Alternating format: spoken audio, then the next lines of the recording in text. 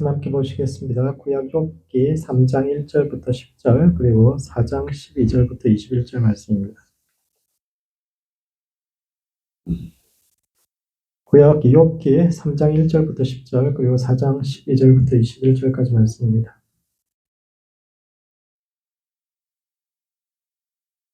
욥기 3장 1절부터 10절까지 말씀부터 한 절씩 교독하시겠습니다. 제가 먼저 읽겠습니다. 그 후에 욥이 입을 열어 자기의 생일을 저주하니라.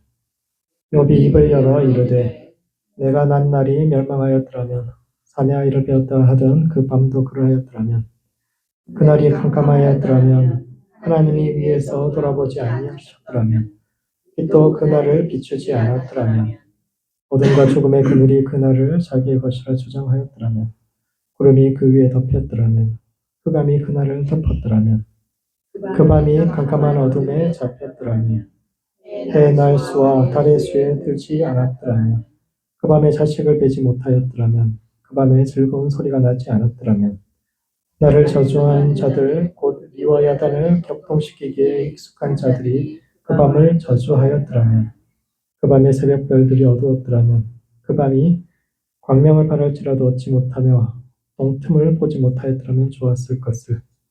이는 내 모태의 문을 닫지 아니하여 내 눈으로 환난을 보게 하였음이로구나. 아멘. 4장 12절부터 21절까지 말씀도 한 절씩 교독하시겠습니다. 제가 먼저 읽겠습니다. 어떤 말씀이 내게 가만히 이르고 그 가느다란 소리가 내 귀에 들렸었나니 사람이 깊이 잠들지 내가 그 밤에 본 환상으로 말미암아 생각이 번거로울 때 두려움과 떨림이 내게 이르러서 모든 뼈마디가 흔들렸느니라. 그때 영이 내 앞으로 지나매 내 몸에 털이 쭈뼛하였느니라. 그 영이 서 있는데 나는 그 형상을 알아보지는 못하여도 오직 한 형상이 내 눈앞에 있었느니라. 그때 내가 조용한 중에 한 목소리를 들으니 사람이 어찌 하나님보다 의롭겠느냐? 사람이 어찌 그 창조하신 이보다 깨끗하겠느냐? 하나님은 그의 종이라도 그대로 믿지 아니하시며 그의 천사라도 미련하다 하시나니 하물며 흙집에 살며 티끌로 털을 삼고 하루살이 앞에서라도 무너질 자이겠느냐? 아침과 저녁 사이에 부스러져 가루가 되며 영원히 사라지되 기억하는 자가 없으리라. 장막줄이 그들에게서 뽑히지 아니하겠느냐? 그들은 지혜가 없이 죽느니라. 욥기는 처음과 끝에는 아주 은혜로운 산문이 있고 중간에는 별로 은혜가 되지 않는 아주 논쟁적인 운문으로 기록되어 있습니다. 형식이 달라지는 몇 안 되는 성경 중에 하나죠. 다니엘서 빼놓고는 다니엘서 언어 자체가 중간에 달라지니까 그거 빼놓고는 형식이 중간에 달라지는 유일한 책인데 이 운문 부분은 욥의 세 친구가 이제 세 번씩 이야기합니다. 그 마지막 층에 소발은 두 번만 이야기하지만 이제 세 번씩 이야기하고 그것에 대해서 답변하고 또 나중에 엘리후라는 친구가 젊은 친구가 와서 다시 세 번씩 쭉 이야기하고 하는 형식으로 기록되어 있는데 욥기의 운문이 시작되는 욥의 한탄과 엘리바스의 첫 번째 이야기가 오늘을 살아가는 우리의 삶과 신앙이 던지는 의미가 무엇인지에 대해 함께 생각해 보는 시간을 갖도록 하겠습니다. 첫 번째, 마음을 지켜야 합니다. 고난 속에서 욥은 내가 난 날이 멸망했더라면 사내 아이를 배웠다 하던 그 밤이 그리하였더라면 어둠과 죽음의 그늘이 그날을 자기 것이라 주장하였더라면 이라고 하면서 자신의 태어난 나를 저주하고 있는데 이는 첫 번째, 욥의 가치관이 뿌리부터 흔들리고 있습니다. 수학에도 공리가 있듯이 모든 사람들이 동의하는 인생의 공리가 한 가지 있는데 그것은 삶은 선하고 죽음은 악하다라는 겁니다. 사람들 아이가 태어나면 가서 박수치고 웃고 즐기죠. 그리고 사람이 죽으면 가서 슬퍼합니다. 왜냐하면 사는 것은 선이고 죽는 것은 악이기 때문입니다. 이것이 모든 사람들이 공유하고 있는 겁니다. 그래서 사람 죽이면 안 되는 겁니다. 죽음을 가져오는 것, 질병도 악한 거고 생명에 속한 것은 모두 다 선하고 죽음 쪽으로 가까이 갈수록 성경도 그런 관점에서 기록되어 있죠. 질병에 걸리는 거, 이게 다 죽음에 가까이 가는 거니까 악한 것이다, 부정한 것이다 이렇게 평가하고 있는데 정말 그렇습니까? 사는 게 정말 선하고 죽는 게 뭐 악합니까? 늘 저 인간은 좀 없어지는 게 나은 것 같은데 그런 인간도 살다 보면 존재하잖아요. 가끔 집에도 그런 사람이 하나씩 있을 수도 있습니다. 사는 게 꼭 최선인가? 욥은 그런 면에서 욥이 이제 죽음을 찬양하죠. 자기의 첫 번째 한탄에서 이야기하는 죽음을 찬양하는 것. 정말 삶이 선하고 죽음이 악한 거죠. 이것에 대해서 의문을 품는 겁니다. 욥은 죽음을 안식의 세계라고 표현합니다. 죽으면 모든 것이 다 끝나요. 이제 더 이상 산다는 것은 끊임없이 노력하고 갈등하고 뭔가를 해야 되고 누구하고 비교해야 되고 끊임없이 계속 뭔가 숙제가 있는데 죽으면 이제 거의 그 숙제로부터 풀려나는 자유로운 이제 더 이상 수고할 필요가 없는 거죠. 뿐만 아니라 죽음은 모든 사람들을 공평하게 해줍니다. 욥이 그렇게 표현하죠. 그곳에는 자기를 위해서 폐허를 일으킨 임금들과 나기 전에 죽었던 아이들이 다 같이 있다. 그 폐허에서 나라를 일으키는 사람들 대단한 영웅들이잖아요. 아무것도 없는 폐허에서 진짜 나라를 세우고 조직을 만들고 사람들한테 뭐 가치를 심어주고 이렇게 했던 그런 사람들이랑 태어나 보지도 못하고 낙태되었던 그 아이들이랑 죽음의 세계는 다 공평한 것이다. 죽음은 우리를 자유케 하고 안식하게 하고 또 모든 것이 공평해지는. 그런데 그 죽음이 오히려 선이 아닌가? 그런 질문을 합니다. 하나님은 정말 선하십니까? 성경의 전제는 하나님은 생명의 하나님이거든요. 그래서 우리를 살게 하시는 분인데 그것에 대해서 욥이 이의를 제기합니다. 생명의 하나님이 왜 선하신 하나님인가? 나 죽었으면 좋겠는데 나 여기서 계속 붙들고 있어가지고 계속 죽지도 못하고 이 고통을 계속 겪게 하시는 하나님이 왜 선하신가? 이런 질문을 하는데 그런 점에서 욥기의 대화는 혼돈으로부터 시작합니다. 삶은 선하고 죽음은 악하다는 이 명제를 근본부터 흔들면서 시작합니다. 생명을 주신 하나님과 부모는 원래 감사의 대상이었는데 이제는 원망의 대상이 됩니다. 욥은 자신이 내가 그때 안 태어났더라 이렇게 이야기하지만 사실은 이 말을 통해서 하나님과 부모님을 원망하고 있는 겁니다. 7장의 첫 번째 말씀, 7장 1절에 보면 이제 욥이 그렇게 이 땅에 사는 인생에게는 힘든 노동이 있지 않냐 이렇게 표현하는데 이게 원문을 직역해 보면은 사는 게 전쟁이다거든요. 사는 게 전쟁이다. 그렇지 않습니까? 사는 게 전쟁이죠. 하루하루 이게 욥의 이야기 그냥 어느 날 그냥 삶에 고난이 닥쳐와가지고 이해할 수 없는 뭐 재산이 다 날아가고 가족들이 죽고 이런 사람의 이야기가 아니라 많은 사람들이 살다 보면 그런 정말 하루하루 사는 것이 전쟁 같은 이 땅에 살아가는 동안 우리에게 수고가 있지 않나. 날마다 하루하루의 삶이 전쟁과 같은데 인생의 본질은 고통인데 이 험한 세상에 왜 나를 오게 하셨는가라는 질문을 하는 겁니다. 세상에는 원인이 있으면 결과가 있고 따라서 내 선택으로 말미암아 어떤 결과가 있으면 그것에 대해서 내가 책임지는 것이 옳습니다. 그런데 이 땅에 오는 것이 나의 선택이었습니까? 내가 선택하지 않았는데 왜 내가 이 인생에 대해서 책임을 져야 하느냐? 내 부모가 나를 오게 했고 또 하나님이 나를 오게 했는데 왜 이 인생이라는 짐을 내가 져야 하는가라는 질문을 하게 돼요. 왜 부모는 나를 이 땅으로 부르셨나? 이 험한 세상 자기들만 살고 말지 본인들만 사는 게 억울했나? 이 험한 세상 이 고생을 너네도 한번 힘들어 봐라 이렇게 하고 자식들 만들었나? 이런 질문을 하고 있는 겁니다. 그리고 그것은 곧 하나님에 대한 원망의 기도죠. 왜 원하지도 않는 인생이란 짐을 우리에게 치우시면서 이게 큰 선물이라도 되는 것처럼 인생이 큰 선물이라도 주신 것처럼 이 고통스러운 인생을 주셨는가? 라는 의문을 제기합니다. 두 번째, 하나님을 대적하는 것이 어떤 것인지를 이해해야 합니다. 그렇다면 욥의 혼돈은 어디서부터 시작되었을까? 그 출발점을 생각해 봐야 되는데, 이 출발점이 욥기에서 이제 하나님과 사탄의 대화로부터 시작됩니다. 그때요, 하나님의 회의에 사탄이 나타나죠. 그래서 사탄한테 물어봅니다. 하나님이 너 어디서 왔니? 그러니까 사탄이 그렇게 이야기하죠. 이 땅을 두루돌아 여기저기 돌아다니다 왔습니다. 이야기하니까 하나님이 너는 내 종 욥을 주위에서 봤냐? 그랬더니 그 사탄이 이야기하는 것은 욥이 까닭 없이 하나님 경외하겠습니까? 하나님 뭔가 해주니까 경외하지. 라고 반문했는데 이것은 사탄이 어떤 존재인지를 보여주고 있습니다. 사탄이 어떤 존재일까요? 오늘날 사람들은 사탄이 악마와 동일 같은 말이라고 생각합니다. 나쁜 존재, 하나님의 반대편에 서 있는 존재, 그 세상의 악을 하고 쭉 이런 존재를 사탄이라고 생각하는데 원래 히브리어 사탄이란 말은 그냥 반대한다라는 일반 동사입니다. 원래 동사에서부터 출발했는데 이 동사가 이제 명사로 사용되는 것이 어떤 구절이 있냐면 그겁니다. 이스라엘 백성들이 출애굽할 때 모압 왕 발락이 이 사람들을 저주하고 싶었어요. 그래서 저주술사 발람에게 가가지고 돈을 많이 줄 테니까 와서 이 사람들 좀 저주해달라고 그럽니다. 그래서 이제 발람이 기도했더니 하나님 가지 말라고 그래요.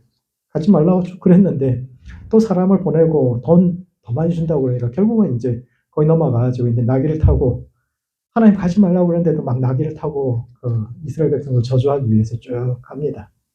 그런데 이제 그러니까 하나님께서 천사를 보냈죠. 천사를 보내서 이제 길 중간에 천사가 칼을 빼들고 이제 발람을 죽이려고 딱 기다리고 있는데 나귀가 둘레둘레 가다가 보니까 앞에 천사가 있어요. 천사가 있으니까 그래도 자기 주인이라고 발람 살리려고 막 각을 보고 도망칩니다. 이쪽으로 갔다가 막 저쪽으로 피했다가 막 그렇게 하는데 발람은 보니까 자기는 천사를 못 보니까 나귀 타고 있는데 일단 나귀가 앞으로 가라고 가지도 않고 자기 마음대로 막 이리저리 왔다 갔다 하니까 지팡이로 막 때리면서 했던 말이 네가 나를 사탄하느냐. 왠지 네 맘대로 해. 내가 시키는 대로 안 하고. 저기 말에서 볼 때 사탄이라는 것은 악한 행동을 하거나 그런 것이 아니라 내가 하는 일에 대해서 반대하는 것은 전부 다 사탄. 이런 의미입니다. 집에서 다들 하나씩 키우고 계시죠, 사탄들. 집에 보면 꼭 있습니다. 그 사람이 나쁜 사람이 아니라 그냥 내가 하고 싶은 거 반대하는 사람, 그런 사람이 사탄인데 그런 점에서 욥기는 순수함이라는 이름의 사탄에 대해서 이야기하고 있습니다. 욥기가 이야기하는 사탄은 어떤 존재냐? 아주 순수한 존재. 사탄이 왜 욥을 시험한다고 이야기했을까요? 욥기에서 사탄은 하나님의 천상회에 참석할 자격을 가진 존재입니다. 그것도 아주 높은 자리에 있는 천사 중에 하나죠. 다른 천사들은 전부 다 정해진 위치가 있어요. 어떤 천사는 뭐 이스라엘, 어떤 천사는 페르시아, 다 담당 구역이 따로 있는데 사탄은 땅을 두루 돌아다닐 수 있는 존재. 자기 영역이 정해져 있지 않고 두루 돌아다니면 암행어사처럼 두루 돌아다니면서 누가 잘하나 못하나 다른 천사의 영역들까지 마음껏 왔다 갔다 할 수 있는 그런 존재입니다.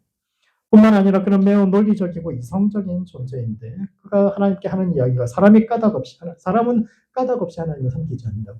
사람이 하는 모든 동기에는 사람이 하는 모든 행동에는 동기가 있고 이유가 있는데 그 인간의 가장 큰 동기는 이기심이다. 이렇게 이야기합니다. 자기한테 뭔가 이익이 있으니까 하나님 섬기는 거지.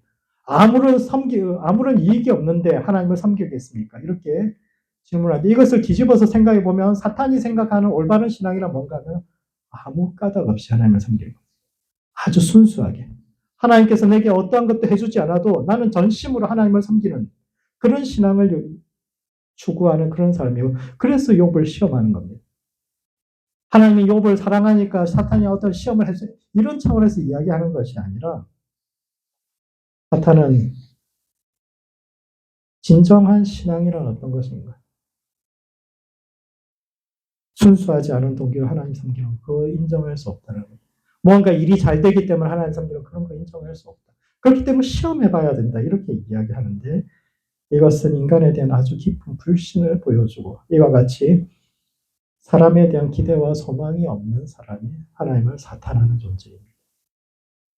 어떤 사람이 하나님의 반대편에 있는 사람입니까? 막 나쁜 짓 하는 사람입니까? 아니요. 사람에 대한 소망이 없는 사람, 기대가 없는 사람, 아주 냉정한 사람, 그런 사람이 하나님을 사탄하는 존재입니다. 중동이나 아프리카에는 유럽으로 밀항하려는 그 지역 굉장히 불안정하고 또 가난하고 그러니까 유럽으로 밀항하려는 사람들이 많습니다. 그래서 그 미립국을 돕는 브로커들도 굉장히 많이 있는데 실제 있었던 상황인데 어떤 브로커가 잘못해가지고 유럽으로 가는 배에 태워야 할 사람들을 미국 가는 배에 태웠어요. 그래가지고 미국에 왔어요, 그 사람들이. 그래서 난민 신청을 해서 미국 정부에서 이 사람들한테 어떻게 너희도 들어보니까 난민 자격이 돼서 난민 자격을 주겠다고 그랬는데 그 사람들이 뭐라고 이야기했을까요? 다시 돌려보내달라 이렇게 이야기했습니다. 왜냐하면은 유럽 가면 일 별로 안 해도 편하게 먹고 살 수 있는데 미국은 복지제도가 유럽보다 많이 떨어지기 때문에 우린 그런 거 잘 모르잖아요. 유럽이 얼마나 좋은지. 근데 그 사람들 뻔한 겁니다. 거기는 가족이 많으면은 가족 한 무슬림들 한 10명씩 이렇게 돼 있으면은 웰페어 먹고 갖고도 일하지 않고도 충분히 유럽에서 잘 먹고 잘 살 수 있는데 미국은 그걸로 안 되니까 일을 열심히 해야 되니까 미국 안 들어오겠다고 이렇게 이야기한 겁니다. 여러분이 뭐 이 사람들 보면 어떻게 생각하시겠습니까?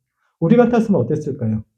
한국 전쟁 끝나거나 그 어려운 시절에 또는 70년, 80년대만 해도 그냥 힘드니까 어느 나라도 우리를 받아주기만 하면 와가지고 어떻게 하면 내가 이 나라에 도움이 될까? 우리를 받아주는 이 나라에 내가 어떻게 이런 생각을 할 텐데 사람들이 그러지 않아요. 미국보다 유럽이 더 좋으니까 유럽으로 다시 갈 수 있도록 자기 나라로 다시 돌려보내달라고. 배 태워서 다시 보내달라고. 그렇게 쭉 이야기하는데 그런 경험을 하면 할수록 사람에 대한 기대가 없어지겠죠. 산다는 것은 어떤 겁니까? 산다는 것은 사람에 대한 실망이 쌓여져 가는 과정이죠. 믿었던 사람들이 배신당하기도 하고 상처받기도 하고 그런 것이 쌓여져 가는 과정입니다. 아마 사탄도 처음부터 사탄은 아니었을 거예요. 사탄도 처음부터 나쁜 존재는 아니었을 거예요. 그는 하나님의 신뢰받는 천사로 세상을 돌아다니면서 수많은 사람들을 만났을 겁니다. 그리고 그들의 영혼을 들여다보면서 그 결과가 더 이상 사람들에겐 순수함이 없구나. 더 이상 하나님을 사랑하는 사람이 없구나. 그래서 사람에 대한 그 기대가 끊어지는 순간 하나님의 반대편에서는 존재가 되었는데 이와 같이 우리의 종교적인 열심이 하나님을 사탄하는 길로 끝나지 않도록 주의해야 합니다. 욥기에서 욥이 고통받는 것 그것은 고난 때문이 아니라 사실은 우리의 내가 하나님을 이렇게 열심히 했는데 왜 내 인생에 이런 것이 왔을까?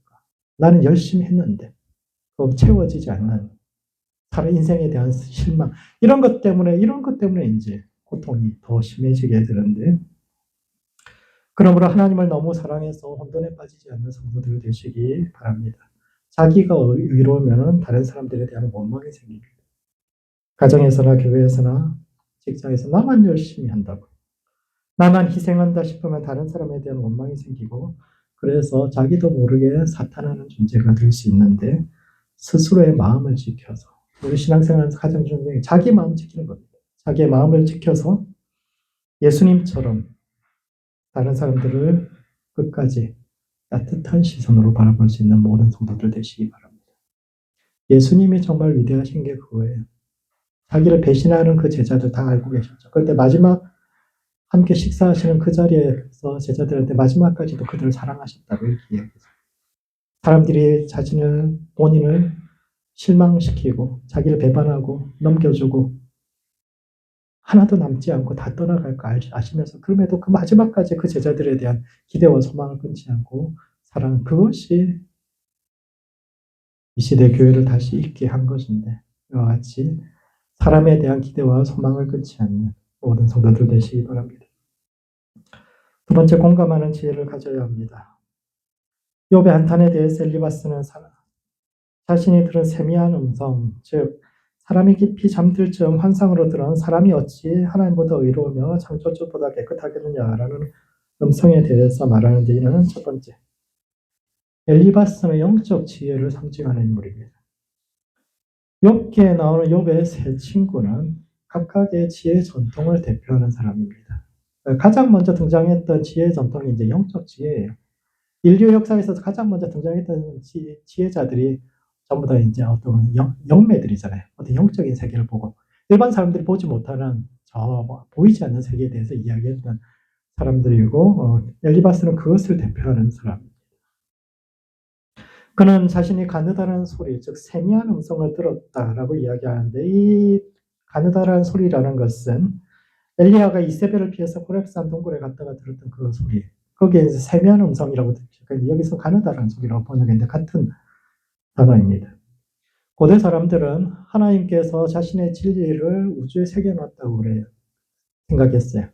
그래서 영적인 눈이 열리면은 하나님께서 우주에 새겨놓으신 그 진리를 읽을 수 있고 하나님께서 우주를 운행하는 그 소리를 들을 수 있다라고 생각을 했습니다.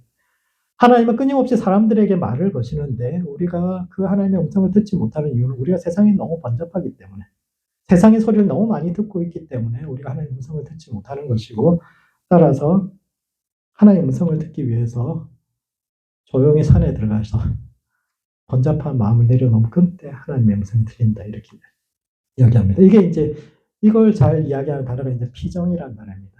피정. 우리는 그 기독교 개신교에서는 우리 수련회라고 이야기하는데 가톨릭에서는 피정이라고 이야기하거든요. 피정이 뭐냐면 피세정령입니다. 세상을 피해서 들어가서 거기서 마음을 정결하게 한다. 피세정령을 하면 피정에 들어가게 되면 조용히 우리가 조용한 곳에 들어가서 하나님의 음성을 듣기 시작하면 그분이 말씀하신다라는 것인데 엘리바스가 그런 사람입니다. 엘리바스는 사람이 깊이 잠들 즈음, 잠이 들게 되면 어떻게 됩니까? 우리 의식이 잠들고 무의식이 깨어나는 그런 순간 있잖아요. 그때 이제 신의 계시를 들었는데, 이와 같이 고대 그 영적 지혜자들이 대부분 이런 황홀경을 무아지경이라고 이야기하죠. 잠든 것 같기도 하고 열심히 기도하다 보면은 자기가 의식과 무의식이 오며 가는 그 중간쯤 어디에서 그것을 황홀경이라고 이야기하는데 그 상황에서 이제 하나님의 음성을 듣게 되는데 그 경험을 통해서 발견한 진리가 이제 두 가지인데 사람은 하나님보다 이롭지 못하며 재난은 티끌에서 일어나는 것이 아니다. 이 두 가지를 이야기합니다. 먼저 엘리바스는 사람이 어찌 하나님보다 의롭겠느냐 이렇게 이야기합니다. 사람을 뜻하는 히브리어가 이제 몇 가지가 있는데 한 가지가 유명한 게 이제 아담이라는 단어가 있고 다른 가지는 에노스라는 단어가 있습니다. 아담이라는 단어는 아담아 땅이라는 단어, 흙이라는 단어 또는 먼지라는 단어에서부터 나온 것이고 아담이라는 단어는 사람이 흙으로 지어진 아주 보잘것없는 먼지 같은 존재라는 뜻이고 또 다른 단어인 에노시라는 단어는 깨어지기 쉬운 유리 같은 이런 뜻입니다. 연약한 인간 죽을 수밖에 없는 유한성을 가진 존재라는 뜻입니다. 인간은 유한한 존재요 부패한 존재인데 그래서 이제 엘리바스가 이야기하는 건 사람은 죄인이다. 그런데 그래서 특별히 나쁜 짓을 했기 때문이 아니라 본질적으로 우리가 흙에서 지어진 연약한 한계를 지닌 존재이기 때문에 그냥 죄인이다. 이렇게 이야기하고 따라서 욥이 뭐 다른 사람하고 비교해서 뭐 하나님께서 그렇게 그를 자식들을 다 죽이고 뭐 이렇게 해야 되면 큰 죄를 지었다고 생각하진 않아요. 그러나 뭔가 하나님 마음에 들지 않는 것은 있었다. 이렇게 이야기하죠. 그래서 그는 욥이 하나님께 심판받을 만한 특별한 죄를 지었다고 생각하지는 않지만 재난은 티끌에서 일어나는 것이 아니고 고생을 흙에서 낳은 것이 아니라는 말을 통해서 세상에 원인 없는 결과는 없으니까 네가 뭔가 하나님 앞에 잘못한 것이 있지 않은 그렇지 않고는 이런 것이 생길 수 없으니까 잘 생각해 보라라고 이야기합니다. 나아가서 엘리바스는 나라면 하나님을 찾고 내 일을 하나님께 의탁하리라는 말로 욥을 비판하는데 이것은 소상 원망하고 하나님 원망해봐야 무슨 소용이 있냐 이렇게 이야기하는 겁니다. 무릇 지혜라는 것은 할 수 있는 일과 할 수 없는 일을 구분하고 할 수 없는 일은 잊어버리고 할 수 있는 일을 가장 효과적으로 하는 그것이 지혜다라고 이렇게 그게 일반적으로 그 논리적이고 이성적이고 합리적인 것이 지혜다라고 이야기하는데 욥기가 그것을 정면으로 반박하고 있는 겁니다. 지혜란 정말 논리적이고 이성적인 것인가? 어떻게 생각하십니까? 집에서 남편이 더 지혜롭습니까? 아내가 더 지혜롭습니까? 다수결로 할까요? 그러면 무조건 자매님들이 이깁니다. 우리 자매님들 숫자가 더 많으니까. 사람들은 대부분 지혜라는 것이 논리적이고 이성적인 것이라고 이야기하지만 욥기 그렇지 않다고 이야기해요. 지혜라는 것은 근본적으로 감정적인 것이다. 이렇게 이야기합니다. 왜냐하면 참된 지혜는 여호와를 경외하는 것으로부터 나오는데 하나님은 고아의 아버지와 과부의 재판장이기 때문에 약한 자들에 대해서 불쌍히 여기는 마음이 있기 때문에 약자들의 불쌍한 처지에 대해서 지혜의 출발은 하나님을 경외하는 것은 약자들의 처지에 공감할 수 있는 그 감성적인 그 베이스가 있지 않으면 결코 지혜에 도달할 수 없다라고 이야기하는 거예요. 욥기 이전에 정기 지혜가 굉장히 논리적이고 이성적인 지혜를 추구했다는 욥기 이후에는 이해 지혜는 지혜라는 것은 근본적으로 사람 되는 거다 이렇게 이야기하는 겁니다. 아무리 똑똑해봐야 무슨 소용이 있냐. 하나님께서 정말 찾으시는 지혜자가 어떤 사람입니까? 약자들에 대한 불쌍한 마음도 하나도 없이 그저 이 세상에서 출세하려고 자기 그런 사람이 무슨 지혜자냐. 진짜 지식이라는 것은 마음이 있는 사람이에요. 약자들에 대한 세상을 볼 때 세상이 어떻게 되어야 되는가에 대한 그런 근본적인 생각 없이 그냥 뭐 잘 외우고 시험 잘 보고 그런 것이 지혜가 아니다. 근본적으로 지혜는 감정적인 것이다. 이렇게 이야기합니다. 두 번째 따라서 지혜는 이성적인 것이 아니라 감성적인 것이죠. 이것은 공감할 수 있을 때 지혜가 출발할 수 있다라고 이야기합니다. 엘리바스의 주장에 대한 욥의 반박은 하나님은 온전한 자나 악한 자를 모두 다 멸망시킨다라는 겁니다. 엘리바스가 뭐라고 이야기합니까? 하나님 앞에 의로운 사람 누가 있냐? 네가 뭔가 잘못한 거 없다. 그렇게 주장할 게 없다. 하나님 앞에서 아무리 네가 잘나봐야 네가 죄인이지. 하나님 앞에 천사들도 죄인에 불과한데 뭐 잘했다고 하나님 앞에 고개 뻣뻣하게 들고 있나? 무조건 잘못했다고 이런 이야기해라. 그렇게 이야기하니까 욥이 하는 말이 네 논리에 따르면은 의인이나 죄인이나 무슨 차이가 있느냐라는 거예요. 하나님 앞에 자기 의를 주장할 사람이 없으면 인간이 의라고 이야기하는 것은 무슨 하나님 앞에 차이가 있겠냐. 우리가 아무리 의로워 봐야 하나님 앞에서는 그냥 다 도토리 키즈이죠. 도토리 키즈. 그렇다면 하나님 앞에 다 똑같이 죄인인데 나만 이렇게 고통받는 그걸 어떻게 설명할 수 있느냐. 이렇게 이야기합니다. 그러면서 욥이 그렇게 나를 비난하는 것은 너희들의 비겁함이다. 이렇게 이야기를 하는 거죠. 내 안에 무슨 죄가 있는지 너희들도 알지 못하면서 왜 나와 거리를 두느냐. 이렇게 이야기를 하는 거죠. 그들이 욥을 비판하는 이유는 그들이 두려운 일을 본즉 겁내기 때문인데 두려운 일을 보았다라는 것은 욥의 고난을 보았다는 것이고 두려워했다라는 것은 그 고난이 자기들에게도 옮을까 봐 그것을 두려워하는 겁니다. 욥이 뭔가를 잘못해가지고 하나님 앞에 심판받고 있는데 자기들이 욥의 편을 들었다가는 하나님의 반대편에 서게 되는 거니까. 그러면 자기들이 욥 편 들었다고 자기들이 혹시 그거 받을까 봐. 그래서 욥이 뭔가 잘못하지 않았다라고 엘리바스 그렇게 이야기함에도 불구하고 너는 잘못한 거야. 이렇게 이야기하는 것은 진짜 욥을 위한 것이 아니라 그 부정함이 자기에게도 옮을까 봐. 자기도 하나님 앞에 심판받을까 봐. 괜히 친구 편 들었다가 그렇게 이야기하는데 이것은 예수님께서 얼마나 대단한 일을 하셨는지를 다시 한번 상기시켜주는 사례입니다. 예수님께서 죄인들을 위해서 십자가 지셨는데 이것은 하나님의 반대편에 서신 겁니다. 하나님이 정의로운 분이거든요. 하나님이 죄인들을 심판하시는 분입니다. 그런데 예수님께서 죄인들을 구해야겠다고 생각하셨을 때는 하나님 아버지의 맞은편에 서신 겁니다. 그 모든 분노, 그 모든 심판, 자기가 다 맡겠다고. 그들을 위해서 대신 자신을 내어주는 그 정도가 아니라 하나님의 반대편에 선다는 것이 얼마나 큰 고통이겠어요.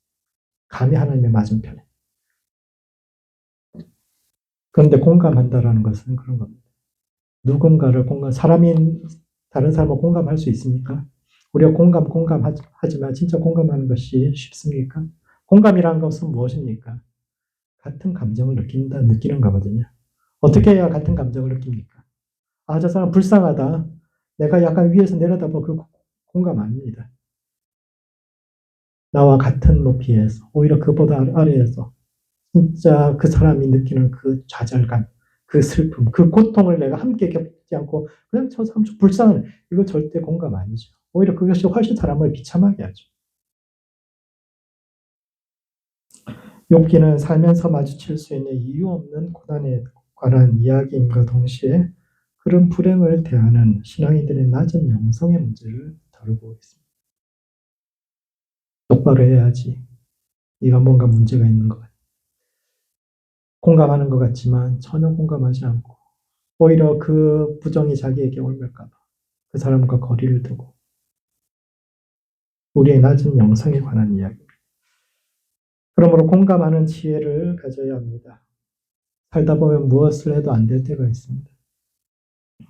욥은 나의 도움이 내 속에 없지 아니하냐, 나의 능력이 내게서 쫓겨나지 아니하냐 이렇게 한변하는데 이 이야기는 욥이 자기도 아무것도 안 하고 이렇게 앉아 있는 거 아니다라는 이야기. 내가 할 거 다 해봤다는 이야기. 그래도 안 되더라. 인생에 그런 때가 있더라. 라는 얘기. 그리고 그 속에 누구보다 고통스러운 것이 본인인데 예수님처럼 고통 가운데 있는 이들에게 공감하고 그 사람들을 위해서 십자가를 지고 공감하며 심지어는 하나님 반대편에 서는 것도 감수하면서 함께 서 있는 것, 그것이 지혜의 출발인데 이와 같이 참된 지혜에 도달하는 모든 성도들 되시기 바랍니다. 말씀을 정리하겠습니다. 욥기 3장과 4장은 욥과 엘리바스의 첫 번째 대화를 다루고 있는데 첫 번째 마음을 지켜야 합니다. 고난 속에서 욥은 생명은 선이고 죽음은 악이라는 근본적인 가치관마저 흔들리는데 이런 순수함에 탈을 쓴 사탄의 시험으로부터 온 것이요 지나치게 의로운 길을 걷다가 사람들에 대해 실망함으로부터 오는 시험인데 마음을 지켜 늘 사람과 인생에 대한 따뜻한 시선을 유지할 수 있는 성도들 되시기 바랍니다. 두 번째, 공감하는 지혜를 가져야 합니다. 살다 보면 무엇을 해도 안 될 때가 있는데 문제를 해결하는 논리적이고 합리적인 이성만이 아니라 고통 속에 있는 사람들의 마음을 이해하고 그들을 일으킬 수 있는 감정적인 지혜와 공감적 지혜까지도 갖출 수 있는 모든 성도들 되시기 바랍니다. 기도하시겠습니다. 기도하실 때는 먼저 마음을 지키는 성도 될 수 있도록 자기 자신을 위해서 기도합시다.